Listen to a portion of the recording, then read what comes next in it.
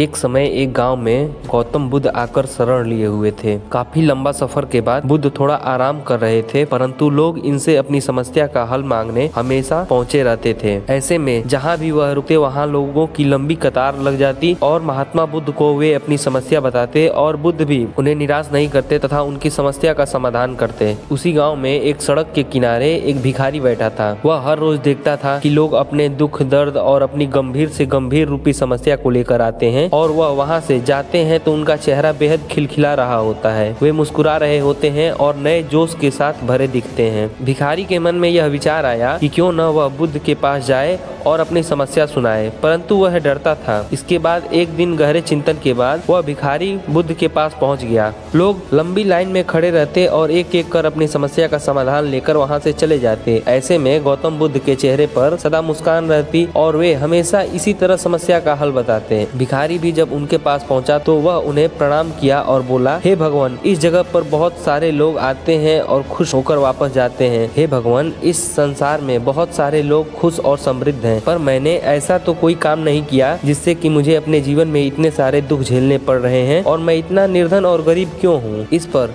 बुद्ध बोले, तुम गरीब और निर्धन इसलिए हो क्योंकि तुमने आज तक सिर्फ मांगा है, किसी को कुछ नहीं दिया है। तो वहाँ खड़े लोग हैरान रह गए और सबके मन में यह सवाल उठने लगा कि गरीब किसी को क्या दे सकता है। महात्मा बुद्ध की इस बात पर गरीब भिखारी बोला, भगवान, मैं खुद भीख मांग कर गुजारा करता हूँ, भला मैं किसी को क्या दे सकता हूँ। भगवान बुद्ध थोड़ी देर चुप रहे और फिर चुप्पी तोड़कर बोले कि तुम्हारे पास बहुत कुछ है देने को। ईश्वर ने तुम्हें बहुत कुछ दिया है बांटने के लिए, जिसमें सबसे पहले तुम्हारे यह 2 हाथ हैं जिनसे तुम लोगों की मदद या सेवा कर सकते हो। तुम्हारे पास मुस्कुराहट है जिसे देखकर तुम दूसरों में नई ऊर्जा का संचार कर सकते हो। मुंह से 2 मीठी बातें बोल सकते हो। ईश्वर ने जिनको यह 3 चीजें दी हैं, उसको कभी कोई निर्धन और दुखी नहीं कर सकता है। निर्धन होने का विचार तो सिर्फ हमारे मन में पनपता है। यह हमारे मन की भावना है जिससे कि तुम्हें उभरना चाहिए और जिंदगी की नई शुरुआत करनी चाहिए। ऐसा नहीं कि जो पैसे वाला है सिर्फ वही समृद्ध और सुखी है। गरीब से गरीब व्यक्ति भी अगर चाहे तो वह अपनी खुशी दूसरों को बांटकर एक समृद्ध और सुखी जीवन जी सकता है। तो दोस्तों, इस कहानी से हमें यही सीख मिलती है कि हमें अपनी जिंदगी में हमेशा हंसते मुस्कुराते रहना चाहिए तथा हमें खुद को ऐसा बनाना चाहिए कि अगर कोई दुखी व्यक्ति भी हमारे पास आए तो वे हमारे पास से मुस्कुराते हुए जाए।